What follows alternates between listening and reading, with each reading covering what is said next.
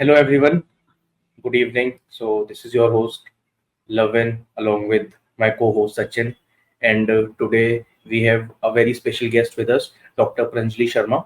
So before introducing her, I would just like to set the agenda behind our podcast. So जो आज का हमारा main agenda रहने वाला है, हमारी प्रीवियस जो लोग हमें डे वन से फॉलो कर रहे हैं उन्होंने देखा होगा कि हमने लाइफ साइंसेज इंडस्ट्री को केटर किया, फिर हमने आईटी सेक्टर को केटर किया. Now we are moving to our another industry and today and today we are going to talk about the chemical engineering industry. So आज के हमारे गेस्ट डॉक्टर प्रंजलि शर्मा, वो उन्होंने अपनी ग्रेजुएशन, अपनी पीएचडी केमिकल इंजीनियरिंग डोमेन में की है. So welcome Pranjali ma'am, so good to have you here. Thank you, Sachin. Yeah. So, like, without wasting much of our time, we will directly jump and begin our podcast. So, my first question to you, Pranjali, would be like, could you introduce yourself and tell about your academic and professional background to our audience? Yeah, sure. So, first of all, thank you for having me here. And I'll start with my basic schooling. So, I hail from Indore, and right after completing my school, I gave my JE, and then I got selected into IIT Patna for Chemical Science and Technology BTech course. Then, after completing my 4 years of BTech degree, I directly started as a PhD at IIT Kharagpur. Then, after 1 year, I got selected as a Prime Minister Research Fellow. And right after 3 years of having PMRF as my PhD fellowship, I took a temporary withdrawal from my PhD and then I joined Humble Hydrogen. It's a startup which works on hydrogen related business. And then after working for around 6 months in Humble Hydrogen, I switched to Reliance. Currently, I'm a technologist at Reliance and I mainly look after the storage, transport, and distribution part of the hydrogen economy chain. So that's all, more or less. Great, great. So, like, आपके नाम के आगे दो दो IIT के tag जुड़े हुए हैं, लोगों के पूरी जिंदगी निकल जाती है, एक भी टैग नहीं जुड़ता. सो मतलब ये मेरा क्वेश्चन है, क्योंकि मैं भी जब अपनी इंजीनियरिंग कर रहा था तो मेरा भी एक मन था कि यार मैं अपनी मास्टर्स एमटेक जरूर एक टॉप आईआईटी से करना चाहता हूँ. सो मतलब जो भी लोग ड्रीम करते हैं, ठीक है, ये थोड़ा सा आउट ऑफ कंटेक्स्ट क्वेश्चन होगा. Out of context as in की मुझे ये जानना है आपसे कि आपने 9 साल दिए बिताए हैं आईआईटी में, तो कैसी एक वाइब रहती है, क्या कल्चर रहता है और क्या टोटल पूरा एनवायरनमेंट रहता है आईआईटी से अपनी पढ़ाई पूरी करने का, और वो बाकी कॉलेजेस से अगर हम कंपेयर करें तो वो कैसे अलग है, थोड़ा सा उस पर अगर आप कुछ शेयर करेंगे तो. Okay, so like I think अभी मैं से LLB कर रही हूँ पार्ट टाइम. So अभी ऐसा टाइम है जब मैंने एक्चुअली नॉर्मल कॉलेज के बच्चों के साथ लाइक थोड़ा बहुत इंटरेक्ट किया. अभी लाइक 15-20 दिन पहले मैं LLB की एग्जाम देकर आ रही हूँ इंदौर के गवर्नमेंट कॉलेज से. तो आई रियलाइज कि 9 साल लाइक आईआईटी के कैंपसेस में रहना, पहले आईआईटी पटना, आईआईटी खड़गपुर, वहाँ के स्टूडेंट्स के साथ इंटरेक्ट करना, और अब लाइक इंदौर की गवर्नमेंट कॉलेज से एलएलबी करते हुए स्टूडेंट्स के साथ इंटरेक्ट करना, दोनों में ज्यादा डिफरेंस नहीं होता है. लाइक एटीट्यूड वाइज, बात करने wise everyone is same, but the only difference which we feel is कि आईआईटी में एक बार बच्चा घुस जाता है तो ऐसा होता है ना कि सोसाइटी से एक्सपेक्टेशंस बढ़ जाती है कि भाई हम मुझे करियर में ज्यादा आगे क्या करना है, कैसे करना है. तो मुझे जितना मोटा मोटा समझ आया अभी इन 15-20 दिन में, और मतलब ऐसे मैं स्पेसिफिकली पिन पॉइंट करूँ तो, कि लाइक नॉर्मल कॉलेजेस में बच्चे ऐसा होता है कि पढ़ाई, दोस्ती, मस्ती सब कुछ साथ में करते हैं, बट आईआईटीज में बच्चे ज्यादा से ज्यादा से करियर पे फोकस करते हैं. आईआईटी पटना न्यू आईआईटी है, तो वहां पे जब मैंने देखा था कि हम सब पढ़ाई पे फोकस करते थे बट हम साथ में मस्ती और कल्चरल एक्टिविटीज में भी थोड़ा पार्ट लेते थे. बट आईआईटी खड़गपुर क्योंकि ओल्ड आईआईटी है, वहाँ के बच्चे और ज्यादा ऐसे होते हैं कि पढ़ना है पढ़ना है पढ़ना है, और बहुत ज्यादा पढ़ के ही वहाँ पे पहुंचते हैं. तो उस केस में वो बच्चे और ज्यादा ऐसे स्टूडियस होते हैं. तो इट्स ऑल अबाउट कि how you look at life and what are your dreams. IIT के बच्चों में थोड़ा ऐसा रहता है, लाइक हल्का सा मुझे ऐसा लगता है, वो अच्छा नहीं होता है, बहुत ज्यादा अच्छा नहीं होता है इतना, बट हाँ, इनहेरेंटली उनके अंदर ऐसा होता है कि हाँ, हमें लाइफ में कुछ बड़ा करना है और हमें पूरी अपनी कॉलेज लाइफ उसी की तरफ ओरिएंटेड रखना है। तो मैम जैसे आप आईआईटी पटना से हैं, फिर IIT Kharagpur, then PhD, so why you choose to do LLB now, like any specific reason behind this? या पेटेंट राइटिंग के लिए मतलब हम्बल हाइड्रोजन में मेरे एक सीनियर थे, तो उन्होंने ऐसा ऐसे मुझे चलते फिरते बोल दिया था कि मैं पेटेंट राइटर का कोर्स करना स्टार्ट कर रहा हूँ और उसमें एलएलबी इम्पोर्टेंट होती है। और मैंने पीएचडी के टाइम पे 2 पेटेंट्स ऐसे मतलब लिखे थे। एंड देन लॉयर वाला जो फेज था उसमें एक्चुअली मुझे लाइक 1 डेढ़ साल लग गया था उसको पब्लिशमेंट वाली फेज तक ले जाते। तो बस वो मुझे हिट किया कि अगर मैं खुद ही पेटेंट लिखती हूँ तो वो ज्यादा अच्छा होगा और ज्यादा फैसिलिटेटेड होगा patent writing point of view से। बस ये सोच के एलएलबी स्टार्ट कर दी। So thank you for your response, Pranjali. Now moving on to my another question. तो मेरा क्वेश्चन ये है कि इंडिया में जितना मैंने ट्रेंड देखा है समझा है तो ये चीज निकल के आती है कि अगर आपको पीएचडी करनी है तो आई बिलीव पीएमआरएफ सबसे इलीट या सबसे बड़े लेवल की स्कॉलरशिप मिलती है। अगर तो आप अपनी जर्नी बताइए कि बीटेक के बाद आपने डायरेक्टली पीएचडी में कैसे एनरोलमेंट लिया और फिर आपने पीएमआरएफ के लिए कैसे आप एलिजिबल रहे। तो थोड़ा सा जो हमारे व्यूअर्स हैं जो कि let's say BTech first second year में और उनको पीएचडी करनी हो और they are very passionate to do research, तो वो पीएमआरएफ फेलोशिप कैसे अवेल कर सकते हैं और इसके क्या पर्क्स हैं, ये मिलने के बाद क्या एडेड रिस्पॉन्सिबिलिटीज आ जाती हैं, कोई क्या बर्डन आता है, या फिर थोड़ा इसके बारे में और बताइए। तो लाइक मैं मेरा पर्सनल पॉइंट ऑफ व्यू बोलूँ तो आजकल के बच्चे बहुत ज्यादा ऐसे होते हैं कि हमें आगे क्या करना है, बहुत ज्यादा सोच के सारे डिसीजन लेते हैं। बट मेरी जनरेशन लाइक आप भी उसी जनरेशन से है, तो लाइक 10 साल पहले अपन इतना सोचते नहीं थे कि लाइफ में क्या करना है। जहाँ पाथ दिखता था बस घुस जाते थे कि हाँ ठीक है, दूसरे पास वाले ने बोला ये करना है तो बस कर दो। तो मेरा भी बीटेक ऐसे ही स्टार्ट हुआ। 11th 12th में मम्मी पापा ने बोला कि आईआईटी में बच्चे अच्छे जाते हैं, फ्यूचर अच्छा होता है, पढ़ाई करो। वहाँ कर ली और जैसे तैसे मतलब घुस गए वहाँ पे। फिर वहाँ पे जो सीनियर्स होते हैं, फ्रेंड्स होते हैं, उनको देखते हैं कि वो समर इंटर्नशिप करने फॉरेन जाते हैं यूनिवर्सिटीज में। फिर सीनियर्स ये बोलते हैं कि अगर तुम अपने लैब या मतलब अपने डिपार्टमेंट के आसपास वाले लैब्स में थोड़ा काम करो, उनसे प्रोजेक्ट्स लो, पेपर्स पब्लिश करो, तो वो इंटर्नशिप्स मिलने में थोड़ी आसानी होती है। तो यही सोच के हम सब लाइन से सारे बच्चे सेकेंड ईयर के एंडिंग के आसपास चले गए थे हमारे डिपार्टमेंट के सारे प्रोफेसर के पास में, एक एक बच्चा, दो दो बच्चे, कि आप हमें कुछ प्रोजेक्ट दो जिससे कि हमारी सीवी में कुछ प्रोजेक्ट्स ऐड हो कि हम फॉरेन प्रोफेसर्स को मेल करें तो उनको ऐसा नहीं लगे कि भाई बच्चा बस मुंह उठा के उठ के आ गया, उसको एटलीस्ट थोड़े बहुत इक्विपमेंट्स चलाने आता है। बस ये सोच के थोड़ा सा रिसर्च में मैं घुसी। मेरी एक लाइक बेस्ट फ्रेंड थी कॉलेज के टाइम पे, उसको सबसे ज्यादा ऐसा था कि मुझे ये करना है वो करना है, तो वही सबसे ज्यादा मोटिवेट करती थी कि मैंने ये एनरोलमेंट कर लिया है तो तू भी मेरे साथ साथ चल। बस उसका हाथ पकड़ के चले गए और फिर अराउंड 6-7 महीने हमने वहां पे काम कर लिया। ठीक ठाक रिसर्च प्रोजेक्ट एक कंप्लीट हो गया था। तो फिर हमने मेल्स करना स्टार्ट करे सारे फॉरेन प्रोफेसर्स को, कुछ कुछ के रिस्पॉन्सेज आए और फिर लाइक हम सबकी ऑलमोस्ट इंटर्नशिप लग गई थी। और उसी के साथ में हमारे साथ ऐसा हुआ कि अब रिसर्च स्टार्ट कर ही दिया है तो ठीक है, जो काम किया उस पर पेपर्स पब्लिश कर लो। तो एज सच मेरा कोई स्टार्टिंग से ऐसा पॉइंट ऑफ व्यू नहीं था कि मुझे पीएचडी में जाना है, मुझे रिसर्च करना है। क्योंकि मैंने सेकेंड ईयर में इंटर्नशिप लेने के लिए थोड़ी रिसर्च कर ली थी और मुझे दिख रहा था कि 2 पेपर आ गए, तो फिर मैं ऐसी थी कि है ही तो फिर ट्राई कर लेते हैं। लाइक पीएचडी करने के बाद में ऐसा हो सकता है कि एजुकेशन ज्यादा हो तो करियर पाथ सिंपल हो, लेकिन अब जाके मुझे रियलाइज हो रहा है कि ऐसा कुछ नहीं होता है। मतलब it all depends on how you perform at every phase on life.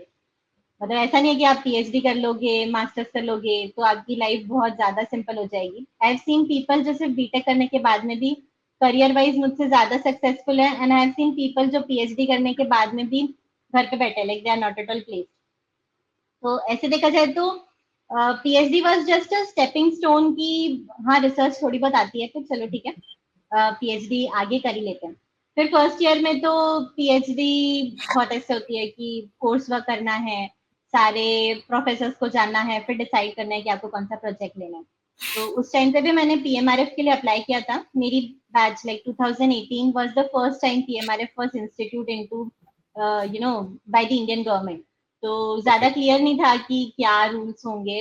Mainly एक ही उन्होंने रखा था बार कि CGP आपका बीटेक एमटेक में 8 या 8.5 से ज्यादा होना चाहिए, गेट क्वालिफिकेशन होनी चाहिए, और एक अच्छे पीएचडी इंस्टीट्यूट जैसे मतलब किसी भी आईआईटी या एनआईटी से आप पीएचडी में एनरोलमेंट ऑलरेडी होना चाहिए। तो ये 3 कंडीशंस को मैं फुलफिल कर रही थी, तो बस फॉर्म भर दिया। बीटेक के जस्ट बाद वाले जो इंटरव्यूज थे उसमें ऐसा था कि आपको 5 साल तक पीएमआरएफ मिलेगा, और वही एमटेक वालों को 4 साल तक मिल रहा था। इंटरव्यूज गए, फिर फर्स्ट टाइम में मतलब 2018 में मेरा सिलेक्शन नहीं हुआ था क्योंकि मेरा प्रोजेक्ट डिफाइन नहीं था। और पीएमआरएफ में फर्स्ट चीज उस टाइम पे वो लोग देख रहे थे कि ये प्रोजेक्ट कितना गवर्नमेंट के लिए बेनिफिशियल है, like it is of national importance और नॉट। आप जो रिसर्च कर रहे हो वो कितना ज्यादा इंडिया की इकोनॉमी को ग्रो करने में हेल्प करता है, समथिंग ऑफ दैट काइंड। तो फर्स्ट टाइम में नहीं हुआ, फिर like I was quite sad कि बीटेक में अच्छा भला प्लेसमेंट हो गया था, उसको छोड़ छाड़ के पीएचडी करने आए। और उस टाइम पे पीएचडी में 25,000 स्टाइपेंड मिलता था पर मंथ, तो घर वाले भी ऐसे डांट रहे थे। फिर मैं मैम के पास गई कि मैम मुझे पीएमआरएफ करना है, और कैसे मैं प्रोजेक्ट को इम्प्रूव कर सकती हूँ कि वो नेशनल इंपॉर्टेंस का दिखे। फिर कोइंसिडेंटली उस टाइम पे मैम के पास ये हाइड्रोजन वाला प्रोजेक्ट आ रहा था, और अभी से 4 साल पहले हाइड्रोजन इतने बूम पे नहीं था जितना अभी इस मार्केट में है, हाँ, बट रिसर्च कम्युनिटी में उसकी अच्छी खासी इंपॉर्टेंस थी। तो फिर बस क्योंकि मैंने 6-7 महीने वो प्रोजेक्ट ऑलरेडी थोड़ा कर चुका था और मेरा ग्राउंड लेवल नॉलेज अच्छा था हाइड्रोजन को लेकर, तो इंटरव्यू में मैं पास हो गई और फिर पीएमआरएफ ग्रांट हो गया। नाउ पीएमआरएफ की सबसे ज्यादा अच्छी बात यह है कि उसमें हर 6 महीने में आपका लाइक एक कैसा बोल सकता है, रिव्यू सेमिनार होता है। तो ऐसा होता है ना कि हर 6 महीने में कोई इंसान है जो आपका काम नोट डाउन कर रहा है, आपको ग्रेड कर रहा है।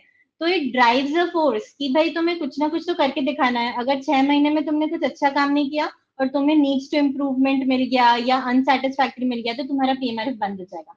तो it's like an external factor which drives अस कि हाँ ज्यादा काम करो। So I always feel that if you have PMRF in your PhD, obviously the results are like far apart. एक normal PhD में ऐसा होता है ना कि जैसे ही फ्लो में चल रहा है करते रहो, कोई आपको रोकने टोकने वाला नहीं है। पर PMRF में ऐसा होता है कि कोई पूरे टाइम एक ऐसे एक्सटर्नल आए रख के खड़ा होता है, तुम अच्छा काम नहीं करोगे हम तुम्हें बाहर निकाल देंगे। तो वैसा होता है कि हाँ अच्छे से काम करो। Great great. सो मतलब काफी अप्स एंड डाउन्स और रोलर कोस्टर राइड वाली आपकी जर्नी रही है। तो इसमें मेरा एक फॉलो अप क्वेश्चन था प्रिंसली कि मतलब कि आज की करंट डेट में 2024 की अगर हम बात करें तो पीएमआरएफ बस ये जो साइंटिफिक फील्ड है मतलब फिजिक्स केमिस्ट्री बायो मैथमेटिक्स इसी के डोमेन में मिलता है या फिर नॉन साइंस वाले बैकग्राउंड में भी मिलता है पीएमआरएफ? नहीं, ऐसा कुछ नहीं है। इनफैक्ट अब तो पीएमआरएफ के रूल्स इतने ज्यादा चेंज हो गए कि आप जो ब्रांच पकड़ लो हर एक में ऑलमोस्ट बच्चों को पीएमआरएफ मिल जाता है। एक इंटरडिसिप्लिनरी ब्रांच करके भी एक ब्रांच आई है कि आप किसी भी ब्रांच के हो, अगर आप इंटरडिसिप्लिनरी ब्रांच में एनरोल कर लेते हो और आपका प्रोजेक्ट अगर पीएमआरएफ फैकल्टी को लगता है कि अच्छा है इंडिया के लिए, आपके ग्रेड्स अच्छे हैं, आपका सुपरवाइजर आपको अच्छे लाइक कमेंट्स दे रहा है कि हाँ ये बच्चा अच्छे से काम करता है, तो in case you get a PMRF. Further PMRF 2 category का होता है। एक होता है जो इंडस्ट्रियल पीएमआरएफ होता है, उसमें ऐसा होगा कि आपका आधा स्टाइपेंड इंडस्ट्री देगी जो आपका प्रोजेक्ट चला रही है, और आधा पीएमआरएफ का जो स्टाइपेंड है वो लाइक गवर्नमेंट देगा। और ये दूसरा पीएमआरएफ जिसमें मैं एनरोल हुई थी वो ऐसा था कि पूरा की पूरा पीएमआरएफ का स्टाइपेंड गवर्नमेंट दे रही है। तो in any of the two you can enrol yourself. You can just select a project which is of national importance. अगर कोई इंडस्ट्री फंड करती है तो फर्स्ट कैटेगरी, और अगर गवर्नमेंट पूरा फंड करना चाहती है तो second category. Got it got it. तो प्रिंसली ना मेरा एक और यहाँ पर क्वेश्चन है कि आपने बीटेक के बाद सीधी अपनी मतलब बीटेक के बाद आपने पीएचडी में एनरोल किया, तो आपने लाइक आपको इंडस्ट्री एक्सपीरियंस भी है और 9 साल का एकेडमिक बैकग्राउंड भी आपका है। तो मुझे इसमें आपसे ये पूछना है कि मैं अपने क्वेश्चन को ना थोड़ा बाइफरकेट करता हूँ। एक स्टूडेंट है जिसने बीटेक केमिकल इंजीनियरिंग में की है, एक स्टूडेंट है जिसने एमटेक की है, और एक है जिसने पीएचडी की है। इंडिया से ही मैं बात कर रहा हूँ। तो तीनों की ग्रोथ कैसी रहेगी, ठीक है? अगर और पीएचडी करना क्या मैंडेटरी है या फिर मास्टर्स करना क्या मैंडेटरी है? और जिस जिस जितना सैलरी आप अभी अर्न कर रहे हो पीएचडी के बाद, क्या आपको लगता है कि बीटेक वाला उतनी उस टाइम फ्रेम में नहीं कर पाएगा, ठीक है? या फिर बीटेक वाले को बहुत एफर्ट लगाने पड़ेंगे तब वो उस ग्रोथ तक पहुंच पाएगा? तो मेरे को ये समझना है कि जैसे कुछ फील्ड्स रहती हैं उनमें हायर स्टडीज इतना इतनी सिग्निफिकेंट रोल प्ले नहीं करती, बट आपके डोमेन में कितना हायर स्टडीज रोल प्ले करती हैं, और तीनों का आप मेरे को आपसे ही जानना है आंसर की बीटेक के लेवल पे बताइए, एमटेक के लेवल पर और पीएचडी के लेवल पे। तो ऐसे अगर बेसिक से स्टार्ट करो तो नॉर्मली आपका प्लेसमेंट 2 जगह हो सकता है, एक होगा इंडस्ट्री, दूसरा होगा एकेडमिक्स। ठीक है, तो इंडस्ट्री मतलब ये जैसी बड़ी कंपनीज हुई, रिलायंस, एमवे और फर्टिलाइजर, आईओसीएल वाले जैसे जितने भी पीएसयूज है वो सब। तो मेनली जहां जहां पे केमिकल प्लांट्स चल रहे हैं वो सब ऐसे होंगे जो इंडस्ट्री वाले सेक्टर्स होंगे, और दूसरा होता है एकेडमिक्स कि आप प्रोफेसर बन जाओ, लेक्चरर बन जाओ, फिर रिसर्च असिस्टेंट बन जाओ, ये सारे जो एकेडमिक इंस्टीट्यूट्स उसमें जॉब लो। तो अगर आपको इंडस्ट्री में जाना है तो इट्स एक्चुअली नॉट नेसेसरी कि आप एमटेक भी करो, पीएचडी भी करो और फिर आप एकेडमिक्स में जाओ। इनफैक्ट अभी जितना लाइक ऊपर ऊपर से मुझे पता है आसपास वाले लोगों की सैलरी, तो इनफैक्ट मेरी सैलरी कम है नॉर्मल बीटेक से कंपैरिजन में, क्योंकि you know in industry with your experience you get more salary. So as a fresher when I joined in phd, like in right after phd into industry, तो मुझे इतना अच्छे से चीजें नहीं पता है जितना एक बीटेक जो पिछले 5 साल से इस इंडस्ट्री में है उसको वो चीजें करनी आती है। तो ऑब्वियसली बात है कि इंडस्ट्री उससे ज्यादा पे करेगा, but yeah there are my seniors who say कि जब हायर पोजिशंस पे जाते हैं तो you know the approach which you see after looking at a project that changes. PhD में ऐसा था कि मैं ये सोच के कोई सा भी प्रोजेक्ट स्टार्ट करती थी कि ये मेरा एंड गोल ऑब्जेक्टिव है, इसके लिए मुझे क्या क्या करना है ये मुझे like, पहले खुद से निकालना है, और फिर मैं 5 साल में उस प्रोजेक्ट की तरफ गई। तो ये जो मेरी अप्रोच थी वो मैनेजमेंट को हो सकता है कि ओवर टाइम ऐसे आइडेंटिफाई हो, और जितना जनरली मैंने देखा है कि हायर पोजीशंस जो होती है उस पे वो लोग जो बेटर डिग्री वाले लोग होते हैं उनको प्रेफर करते हैं, but for the initial time ऐसा सैलरी में कोई बहुत ज्यादा डिफरेंस नहीं होता है। जितनी मेरी सैलरी है ऑलमोस्ट उतनी की उतनी बीटेक वाले की भी सैलरी है। चेंज मुझे लगता है इंडस्ट्री में सिर्फ तब आएगा जब मैं 20 से 25 साल कंप्लीट कर चुकी होंगी, बट देन अगेन एक बीटेक वाला भी उस सेम लेवल पे पहुंच सकता है अगर उसकी सोशल स्किल्स मुझसे ज्यादा बेटर हो तो। Because in industry, what matters most is how well you manage people around you and how well your social skills are. How good you network into all the people around you.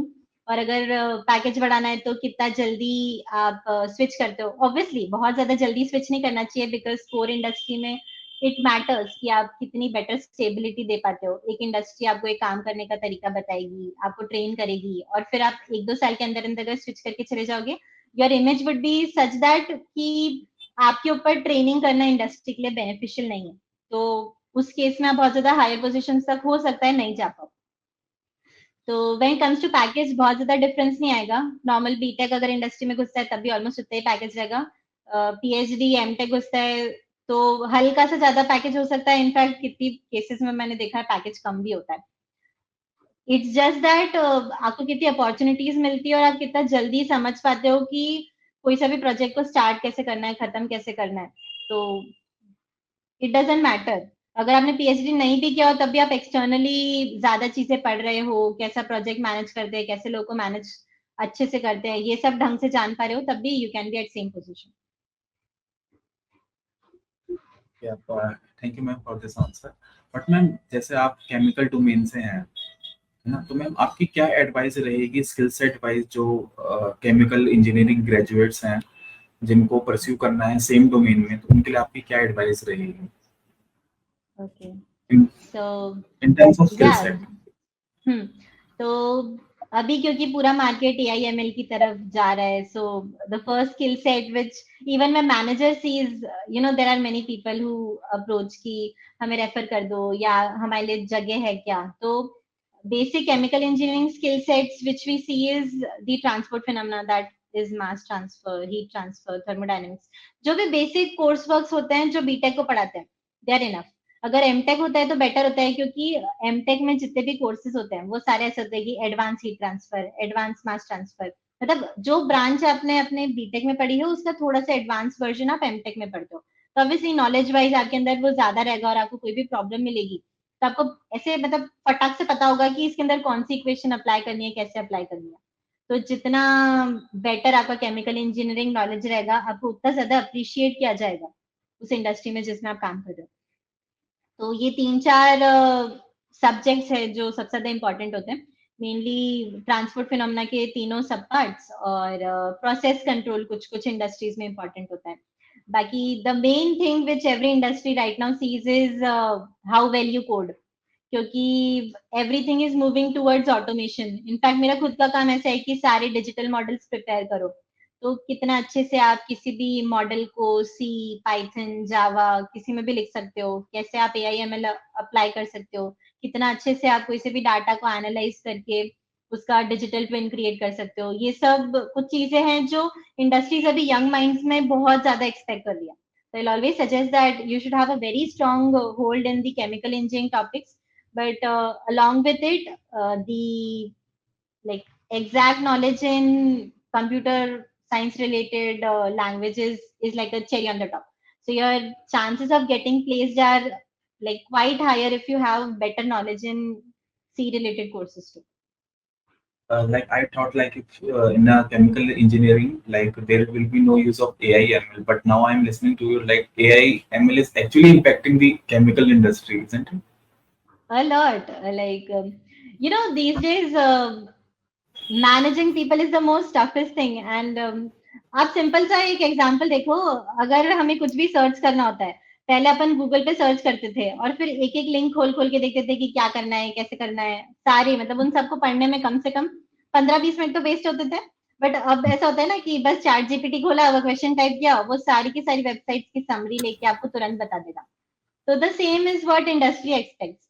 अगर automation, digitalisation ये सब पहले से होगा, मतलब company पहले से predict कर सकती है कि अगर ये पैरामीटर देंगे तो ये रिजल्ट होगा, इसको कंट्रोल कैसे करना है कंप्यूटर खुद अगर पहले से लोगों को बता देगा, तो chances of error, losses in the entire operation, they all drastically reduce. तो जितना मैंने देखा है अभी, लाइक जापान, कोरिया, ये सब जो डेवलप्ड नेशंस है, ये तो बिल्कुल अलग लेवल पे हैं।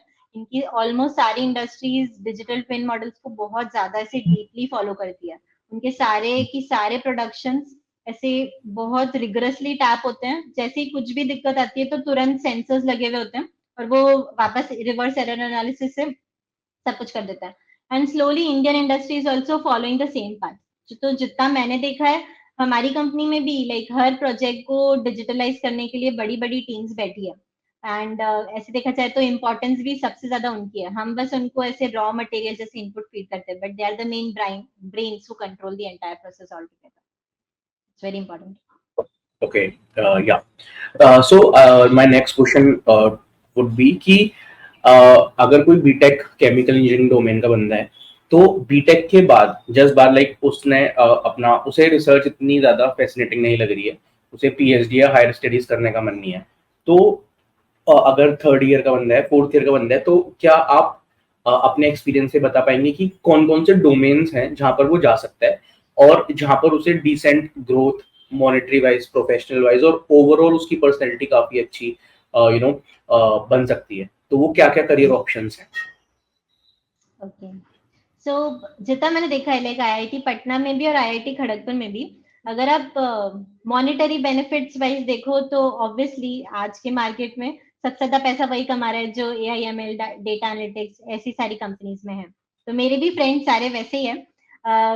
हम सब ने start like almost same package से किया था। 6 लाख 7 लाख के आसपास का प्लेसमेंट होता है, कुछ कुछ का 3-4 लाख भी होता है। But I seen my friends who are there in AIML और वो आज जैसे 70 लाख 80 लाख 1 करोड़ ऐसे ऐसे पैकेज में। तो ऐसी अगर स्टीप ग्रोथ चाहिए तो ऑलवेज गो टू AIML और मैनेजमेंट टाइप कोर्सेज। और अगर कोडिंग में नहीं जाना है तो मैनेजमेंट इज अनदर पॉइंट, किसी अच्छे IIM से MBA करो और फिर मैनेजोरियल स्किल्स में जाओ, तो वहां पे भी पैकेज आपका बहुत अच्छा है। So these are all options which give you early success if you think that money is what matters to you the most. And then अगर आपको कोर में ही जाना है तो there are PSUs, गेट 2। तो PSUs है जैसे IOCL, ONGC, HPCL, Bhabha atomic research centre, ISRO.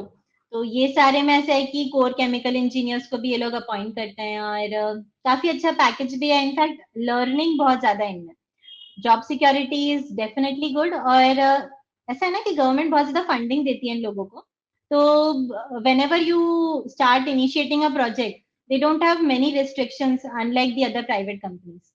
So obviously PSUs are the best option. And then but in PSUs again there is a issue with money too. मतलब ऐसा होता है ना कि हर साल कुछ ऐसे 5% या 10% उनकी सैलरी हाइक होती है, और वही प्राइवेट में ऐसा होता है कि ऐसे बार सेट नहीं है, आप जितना अच्छा परफॉर्म करोगे आपकी सैलरी उतनी ज्यादा हाइक होगी. तो even in my company there are people जिन्होंने 3-4 लाख से स्टार्ट किया, नॉर्मल कॉलेज के हैं, but you know there chemical engineering knowledge is very strong, they grasp thing very well, और उनको सब कुछ बहुत ऐसे मतलब फटाक से याद रहता है और बहुत लंबे समय तक याद रहता है. तो वो लोग मैनेजमेंट की नजरों में बहुत जल्दी आ जाते हैं, और फिर उनका पैकेज भी उतना जल्दी जल्दी हाइक करता है. तो देर आर पीपल जो कोर में है मेरे ऑलमोस्ट लेवल पे है, और उनके भी ऐसे 30-35 लाख के पैकेज है. तो obviously like PSU, private companies, these are all the options. Then pharmaceutical companies में जा सकते हैं, और फर्टिलाइजर्स, पेंट्स, जितनी भी इंडस्ट्रीज होती है जिसमें किसी भी टाइप का केमिकल प्रोसेस हो रहा है, उन सब में केमिकल इंजीनियर्स जा सकते हैं. Thank you ma'am.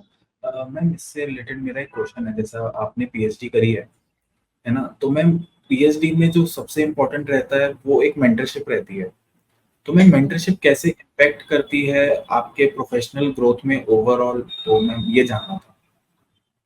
ओके, या सो यू नो पीएचडी में मेंटरशिप बहुत ज्यादा इंपॉर्टेंट होती है, because I my self felt कि ऐसा होता है ना कि पीएचडी के फर्स्ट ईयर में जो आप रहते हो और पीएचडी के 5th ईयर में जो आप रहते हो, यू योरसेल्फ फील कि you have become a mirror image of your guide.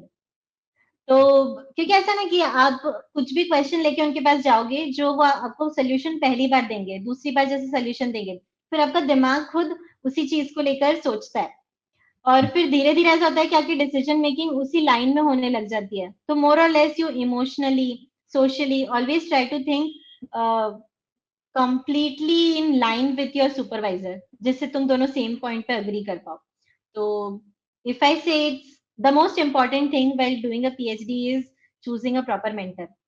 मतलब मैंने देखा है कि हमारे लैब खुद में इनफैक्ट पूरा आईआईटी खड़गपुर में इतने सारे बच्चे आते हैं जो हर साल पीएचडी एमटेक के लिए एनरोल करते हैं, बट उसमें से हार्डली 50% 40% बच्चे होते हैं जो एक्चुअली टिकते हैं. और मेनली दैट्स बिकॉज उनकी उनके सुपरवाइजर के साथ अच्छी कितनी बॉन्डिंग होती है, वो कितना अच्छे से सुपरवाइजर की बात मानता है. क्योंकि ऐसा है ना, उस इंसान के पास आपसे कम से कम 20-25 साल ज्यादा का एक्सपीरियंस है. तो आप एक छोटी सी दिक्कत लेके उनके पास जाओगे, एट द एंड वो कैसे नेचर वाले हैं, वो कितना अच्छे से आपकी प्रॉब्लम सॉल्व कर पा रहे हैं, वो आपको मोटिवेट करता है कि आप अगर थोड़ा सा काम करोगे, उसके ऊपर एफर्ट्स डालोगे, तब भी आप कितना जल्दी आगे बढ़ सकते हो. तो I always feel my self very blessed. मतलब जो भी मैंने सोचा कि मुझे हाइड्रोजन के अंदर जाना है, वो था क्योंकि मेरी मैम ने बोला कि हाइड्रोजन अभी तुम्हें रियलाइज नहीं हो रहा है, बट आज से 5 साल बाद में बहुत ज्यादा अच्छा टॉपिक रहेगा, तो तुम मेरी मानो और इसी प्रोजेक्ट में जाओ, जिससे कि एटलीस्ट जब तुम पीएचडी खत्म करो, बहुत सारे इंडस्ट्रीज रहे जो तुम्हें एब्जॉर्ब करने को रेडी हो. तो यू नो इट्स ऑलवेज कि कुछ गाइड्स होते हैं जो सिर्फ खुद के बारे में सोचते हैं, बट कुछ गाइड्स होते हैं जो बहुत ज्यादा स्टूडेंट्स के लिए ओरिएंटेड होते हैं. एंड जितना मैंने देखा है, मेजोरिटी गाइड्स ऐसे होते हैं जो बहुत ज्यादा स्टूडेंट्स के लिए ओरिएंटेड होते हैं. तो you should always think wisely और choose well. At the end, the person should be really good human being और obviously core knowledge अच्छा होना चाहिए. फील्ड जिसमें वो काम कर रहे हैं वो थोड़ी रिन्यूएबल साइड या फिर ऐसी साइड जो इंडस्ट्रीज में यूज हो, जैसे प्रोसेस कंट्रोल और ये सब. अगर उसमें आप पीएचडी करते हो तो इंडस्ट्रीज आपको जल्दी अब्जॉर्ब करती है. अगर फंडामेंटल में रिसर्च करते हो तो अकेडमिक्स आपको अच्छे से अब्जॉर्ब करता है. So you need to think कि किस फील्ड में आपको आगे जाके जाना है. मैम मेरा एक क्वेश्चन था, हो सकता है बहुत मतलब हैवी, बहुत stupid question, like we will cut this part. आपने जैसे बताया कि आपने हाइड्रोजन के ऊपर काम किया है, तो मैम आपको हाइड्रोजन बॉम्ब भी बनाना आता है? मतलब ऐसा होता है ना कि मैं जो सिलेंडर बनाती हूँ वो हाइड्रोजन को 700 बार पे भी स्टोर कर सकता है. तो अभी जो अपने गैस सिलेंडर्स होते हैं घर में, वो एलपीजी को 20 बार पे स्टोर करते हैं, और मैं जो सिलेंडर्स बनाती हूँ वो हाइड्रोजन को 700 बार पे स्टोर करते हैं. तो तुम सोच लो कितना ज्यादा प्रेशर का डिफरेंस है. I am compressing hydrogen to that stage so the risk associated to it is also lot. First year में मेरा बस यही काम था कि मैं सारे हाइड्रोजन रिलेटेड एक्सीडेंट्स ऐसे अच्छे से एनालाइज करती थी कि अगर एक हाइड्रोजन बॉम्ब फट मतलब हाइड्रोजन सिलेंडर बॉम्ब जैसे फट जाता है तो वो कितनी दूर तक जाएगा, कितने लोगों को मारेगा, फिर मैं क्या क्या कर सकती हूँ कि वो चीजें इंप्रूव हो। तो एट द एंड हाँ, ये बहुत ज्यादा रिस्की अफेयर होता है, और दैट्स द रीजन कि हाइड्रोजन अभी भी मार्केट में आने से पहले इतना सोच रहा है, because there are a lot of risks which are associated to it, and at the end that person will win who actually develops a cylinder which is very safe for utilization in common markets. Like my next question would be कि like पिछले हम आधे घंटे से बात कर रहे हैं, तो मैंने एक चीज नोटिस की कि यार you are very passionate about your core domain chemical engineering से। मैंने बहुत कम लोग देखे जिनसे मैंने बात की, वो ना बहुत ज्यादा ही उन्हें प्यार होता है अपनी पढ़ाई से। तो आपसे बात करके वो मेरे को रिफ्लेक्ट हो रहा है कि हाँ, आपको केमिकल इंजीनियरिंग से मतलब बहुत लगाव रहा है आपका। तो मेरा ये क्वेश्चन मतलब इन जनरल है कि कोई भी अगर किसी भी डोमेन का अगर हमारा बंदा कोई व्यूअर हमारी वीडियो देखेगा, तो क्वेश्चन है कि हमें लाइक ये एक डिबेट रहती है कि यार क्या मैं अपना पैशन फॉलो करूं, क्या मैं मतलब पढ़ाई में जाऊं, ठीक है। तो बहुत लोग अपने करियर पाथ को नहीं चूज कर पाते, तो आप उनको क्या सजेशन दोगे इररिस्पेक्टिव ऑफ योर डोमेन कि यार मैं केमिकल का हूँ, किसी का भी हूँ, कि अगर हमें जॉब करनी है, कोई बिजनेस करना है या फिर कुछ भी स्पोर्ट्स में रहना है, तो वो कैसे फिगर आउट करें और क्लैरिटी कैसे आए कि किस करियर पाथ को हमें पिक करना चाहिए, या फिर वो क्लैरिटी आपने कैसे गेन करी थी। तो ये आप इसे क्लब करके भी बता सकते हो अपने एक्सपीरियंस से और जो आप अपने सराउंडिंग्स में देखते हो। ओके, तो पहले अपन उस पार्ट पे जाते हैं कि मुझे कैसे पता चला कि मुझे लाइक पढ़ना ही है। तो 11th-12th में ऐसा था कि जैसे केमिस्ट्री आता था मैं बहुत खुश रहती थी, और मैं पूरे टाइम, वो होता है ना फिजिक्स केमिस्ट्री मैथ्स तीनों पढ़ना होता है आईआईटी के लिए, मैं पूरे टाइम केमिस्ट्री पढ़ती रहती थी। लाइक लिटरली 120 में से 115 नंबर मेरे केमिस्ट्री में थे, और बाकी सब में ऐसे मैं 50% मार्क्स मुश्किल से आए होंगे, और वैसे करके तो जैसे तैसे मेरा जेई में हुआ। और फिर मैंने ब्रांच भी आईआईटी पटना में एक्चुअली कंप्यूटर साइंस भरी थी, बट क्योंकि मैंने ऐसे वो जो फीलिंग थी, बच्चे थे, ज्यादा पता नहीं था कि कैसे भरते हैं, कंप्यूटर भी चलाना उस समय अच्छे से नहीं आता था, तो मैंने कंप्यूटर साइंस की जगह गलती से केमिकल साइंस एंड टेक्नोलॉजी भर दिया था। तो that was fate which got me there. नहीं तो मुझे लाइक फीस भरने के जस्ट 1 घंटे पहले तक भी मुझे दिखा रहा था कि मुझे आईआईटी धनबाद का इलेक्ट्रिकल या इंस्ट्रूमेंटेशन ऐसे किसी ब्रांच मिली थी, और फिर बस एंड मोमेंट पे दिखा कि ये तो IIT Patna chemical science and technology हो गया है। घर वाले खुश हो गए कि चलो केमिस्ट्री में इसको ज्यादा आता है और केमिस्ट्री मिल रहा है, तो ठीक है चले जाओ। फिर बीटेक में भी जैसे आप जाओगे तो ऐसा होता है ना कि कुछ सब्जेक्ट्स ऐसे होते हैं जो तब टीचर पढ़ा रहा होता है, तो आपकी पूरे टाइम उसके ऊपर ध्यान रहता है कि हाँ ये सुनना है, इसके अंदर लाइक जो भी ये पढ़ा रहा है वो सब कुछ अच्छे से ग्रास्प करना है, और वो चीजें भी ज्यादा याद होती है।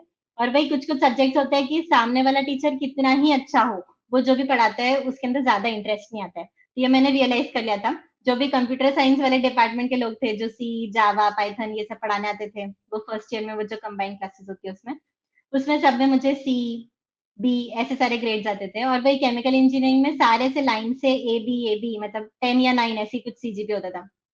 तो बस मैंने रियलाइज तो कर लिया था कि कुछ भी हो, AI ML इन सब में मुझे नहीं जाना है, नहीं तो जिंदगी भर मैं लाइक सी, जावा में ही फंस के रह जाऊंगी। और अभी से दिख रहा है कि दिमाग के अंदर कोडिंग इतनी अच्छे से नहीं घुस रही है, और वही ये जो हीट ट्रांसफर, मास ट्रांसफर, ये सब की इक्वेशंस है, ये अच्छे से याद रह रही है, सॉल्व भी हो रही है। तो let's follow that same path. और जैसे जैसे पीएचडी हुआ, you will feel that your affection towards a particular subject increases. मतलब अभी भी मेरे फ्रेंड्स भी मुझे बोलते हैं कि जैसे ही मेरे आसपास कोई भी इंसान हाइड्रोजन सिलेंडर या ऐसे मेरा जो पीएचडी टॉपिक है उससे रिलेटेड बात करता है, तो एकदम से मेरे कान खड़े हो जाते हैं कि हाँ क्या बोल रहा है, कैसे बोल रहा है।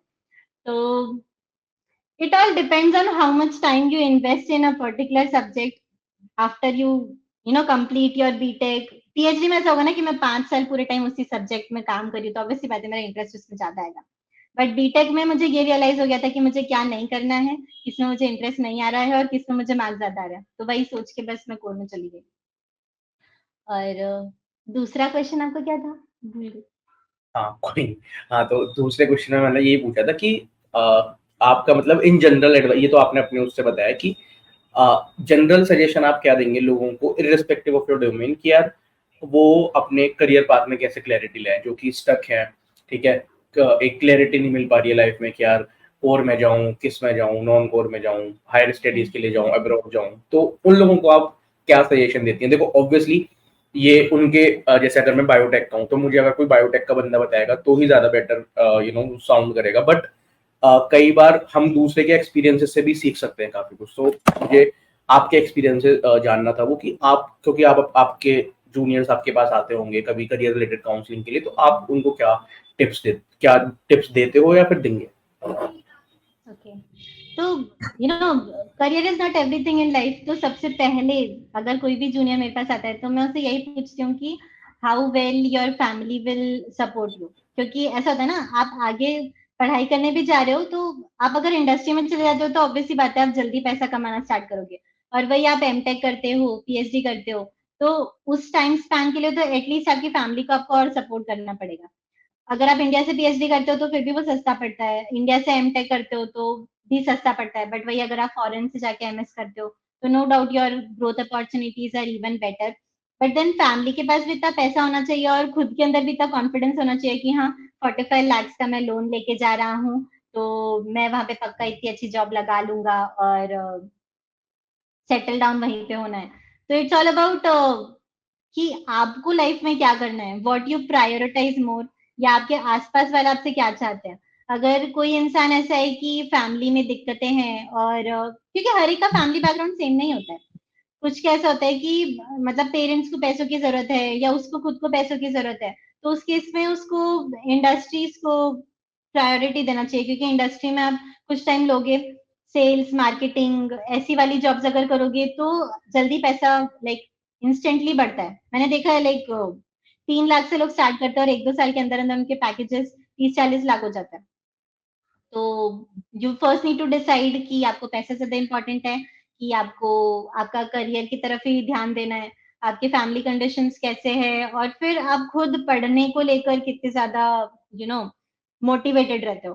क्योंकि पीएचडी एमटेक ये सब करना इतना आसान नहीं है। बीटेक के 4 साल ऐसे बहुत सारे लोग होते हैं जो बहुत रो रो के निकालते हैं।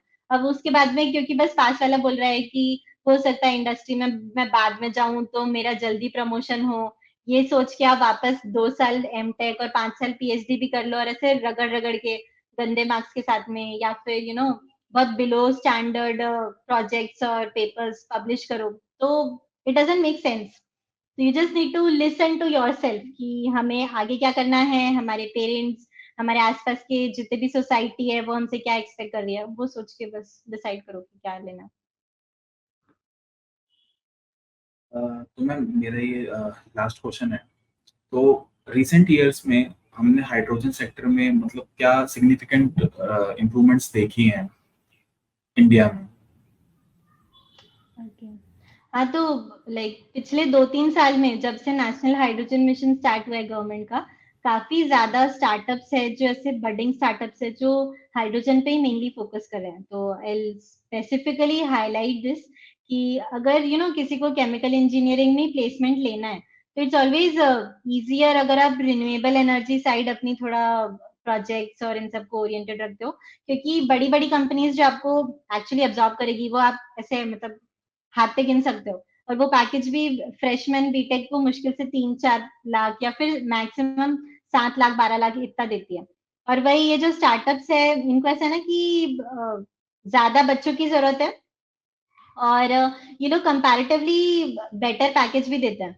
तो if you want to enter into industry and so as per the current market, अगर hydrogen, renewable energy, battery storage और बायोमास बायोमास गैसिफिकेशन, ये सारी फील्ड में अगर थोड़े रहते हो, सोलर एनर्जी, विंड एनर्जी, इन सब का अगर डीप थरो नॉलेज है तो आपके प्लेसमेंट के चांसेस ज्यादा होते हैं।